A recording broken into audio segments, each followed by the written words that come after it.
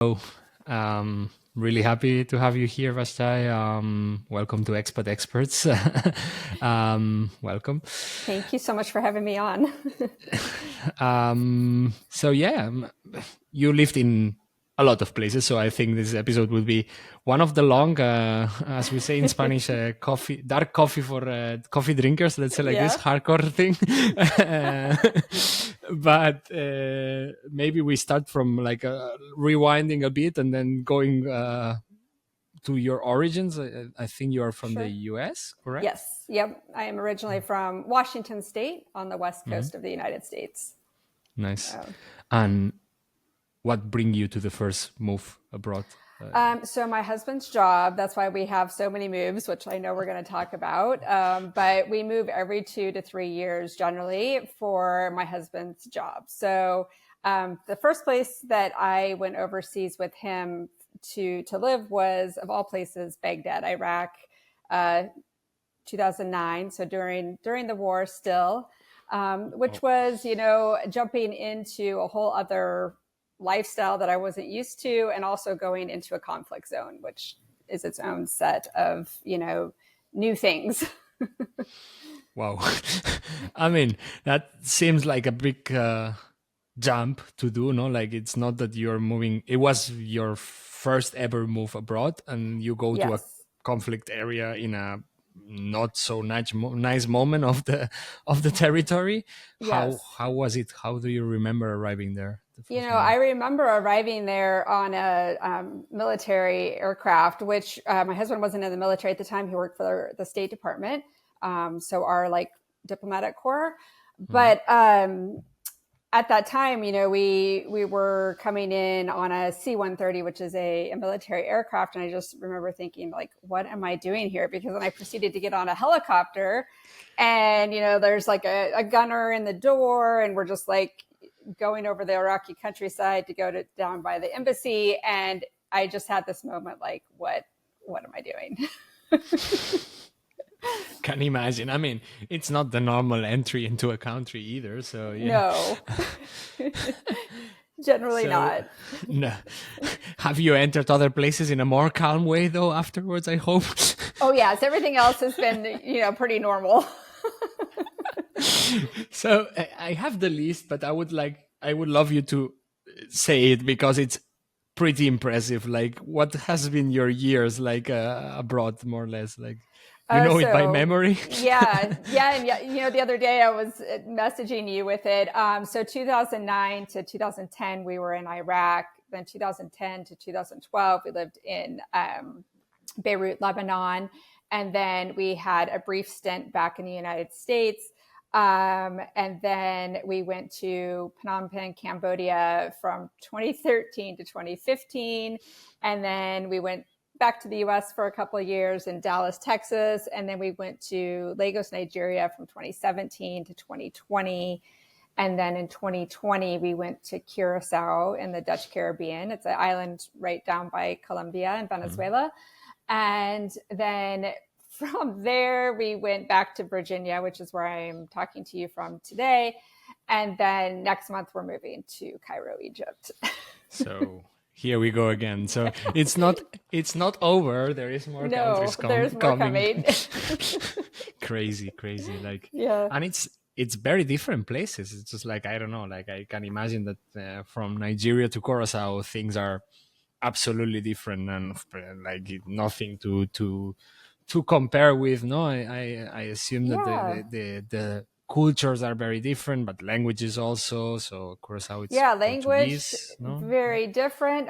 Curacao is actually Spanish, Papiamentu, which is like the local dialect, and then also Dutch because it was a former Dutch Dutch, yeah, true, colony. of course. So, and then English so everyone there spoke about 4 different languages. But the interesting thing that was similar is that you had so many West Africans who came to the Caribbean during the slave trade. So you do have aspects of the West African culture there. Crazy. Yeah. How do you immerse in so many cultures? Like, Or do you live in a bubble in this in kind of situation? I Like, would I don't know. say some of both, right? In Baghdad, it was definitely a bubble. It Yeah, was an active war zone. We had very limited ability to, really interact with yeah, of Iraqis course. much and learn much, which I was sad about, but that was the situation. And then, moving every couple of years, I always try to immerse myself as much as possible in the time frame that we're there, because I think it's really important, and that's how you build a life somewhere, right? But also it's also not as great as people that go as expats more long term to places, because I don't have the ability to learn the language as much as I Hmm. want and things like that. So I'm just constantly reinventing myself, honestly.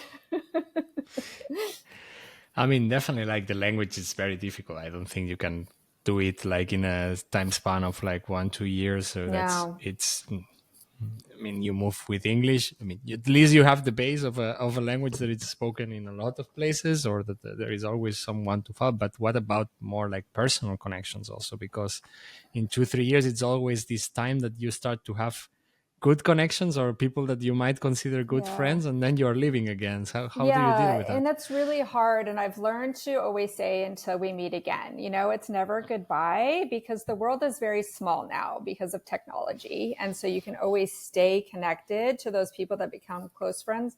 But it's hard because, like you said, you're getting into your community, you're finding your people amongst expats and people, local people as well. And then it's time to go, and so it makes it hard and sad, because we don't have those longer relationships. But I will Mm. say that I am still friends with people. They were just over at my house that I met in Iraq, so in 2009. So you do, we live in a time where you can keep those connections, which is wonderful. But you need to make an effort to keep that Absolutely. connections, You because always if have to not, make an effort. okay. Yeah. What about feeling integrated in the sense of like arriving to a place and immediately felt it like home, or being an alien absolutely at first at that place? It does it happen often when you move to these places that you think, oh no, in here I feel like from the first moment Yeah. happy. Yeah. So Lebanon, I really loved, which some people might be like, "Oh, that sounds so interesting," but I loved it there, absolutely. And Curacao also, I felt like, oh, I could live on this island for the rest of my life and be very happy. And then I think the hardest place outside of Iraq, just for obvious reasons, Mm. that I really kind of struggled with was Nigeria, which I ended up absolutely really enjoying living in. But those initial months, I felt very isolated and alone. It was a very difficult time for me. And I had two little kids, so there's a lot of things that go into that, right? Not the ability to get out because I have a baby and a Mm. toddler, and that adds sort of to that feeling of aloneness sometimes, until you are able to go out and find your Yeah, community. absolutely. Something that I wanted to ask you also, like the concept of home. No, that's also something that I discussed with people who are more like Mm-hmm. digital nomads and they are Mm-hmm. always traveling and these kind of things. How has the concept of what is home changed after traveling so much? Like, because Yeah. do you still consider, I don't know, your place of born your home, or no longer, or home is what you bring with you and that's it? Home is where my family is, like my immediate family, my husband and my children, definitely where Mm. we are together. We can create a home anywhere. Um, and the United States, yes, is always my home, but the world is really my home. I feel like I don't have, it's very hard. My husband and I have talked about this, like, where do we retire someday? Because we can't decide where we want to go, which isn't a terrible problem. But we have been so many places that we feel comfortable Mm. living long term that it might not be here, you know? And so it's just kind of, home is where my people are. Nice. Which is also interesting, and I want to definitely ask about it. Like, you are a mother who Mm-hmm. had the children abroad, so Yeah. it's normally not an easy process, or especially if you don't speak the languages. I mean, definitely we will talk about healthcare systems and Yeah. the whole reason why you have a book at the end. No, Yes, exactly. but how is it for your children actually to be moving so constantly? I mean, for an adult you take it, but from a child it's either a game or it's like something complicated for Yeah, them and it's also. been a game until this move, honestly. Okay, This upcoming move to Egypt. I now have a almost 13-year-old and a 10-year-old, and they have made, friendships, friends. and it's hard for them to leave now. And they're my oldest is equal parts excited and sad because she loves to travel. That's all she's ever known, and so she's like, when do we go to our next country? And you know, I want to see more of the world and things like that. And my youngest is just a little bit sad, and so you have that feeling as a parent. What are we doing? Are we doing the right thing? Conversely, they've seen so much of the world that they see it through a different lens, which I think is really important, especially in this time. Mm. And so, they know what it's like to not have access to food and basics, and see kids that don't have that access to things that we take for granted every day. Yeah. And so I think that's really important. But there's also this drawback of the upheaval of moving them once again. Yeah, of course.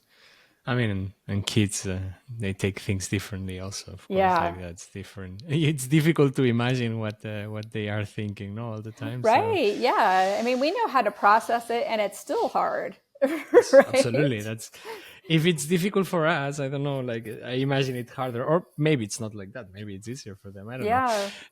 Let's We see. just don't know always. And so it makes it a little bit tough.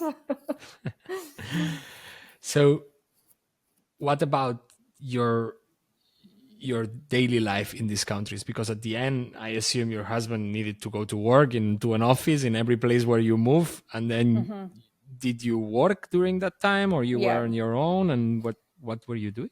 So for the first few years, so I would say I was working in Baghdad. I had to have a job in order to go. I couldn't just follow along. So I was working at the U.S. Embassy in Baghdad, and then same in Beirut I worked, and then in Phnom Penh I also worked. And then I had my oldest, and I was still working part time. And then I had my youngest in Bangkok when we lived in Cambodia, and I'm sure we'll talk about that.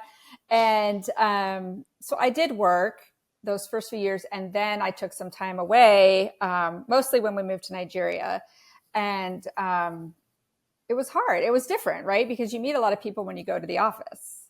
Mm. So then it just became more about, going to meeting other moms, other expats, and things like that. Just a different way, a different approach to meeting people, honestly, at that point. And it was good in many ways. I still have lifelong friends from that time, but it just changed. And it was, like I said, in Nigeria, a little bit more like alone in the beginning, until, especially if you arrive somewhere in the summer, a lot of expats leave places in the summer and they go back to their home countries, Mm. And so then you arrive and like there's nobody there. And so you're just trying to figure out your way a little bit. And it just depends on where you're at, like if you have the use of public transportation, and things like that, which there we did not. So it was a different setting. Mm.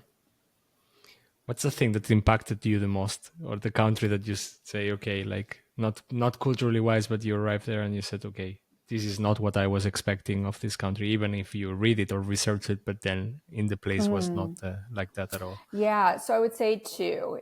Beirut, because in America anyway, Lebanon's always in the news as like this, like, sort of Mm. hotspot of terrorism, et cetera, et cetera. And I got there and I was like, this is this amazing, like cosmopolitan, very, metropolitan, beautiful city with beautiful people, beautiful culture, everything. I loved it.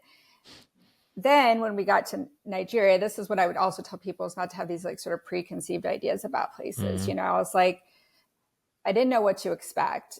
The beginning was hard. And then I found this amazing community that I didn't want to leave, you know? And so you just don't know how something is going to be from that moment that you get there and how it sort of transcends, and then you have to leave. But those were two different places where I just didn't quite know what to expect. I guess you never know what to expect, but just if you're looking at from like media perspective, they were vastly different. Okay. So what it's arriving to the media in US were not what you found in there. Like it's like a different perspective. Both were lovely places. Cool. Just very different.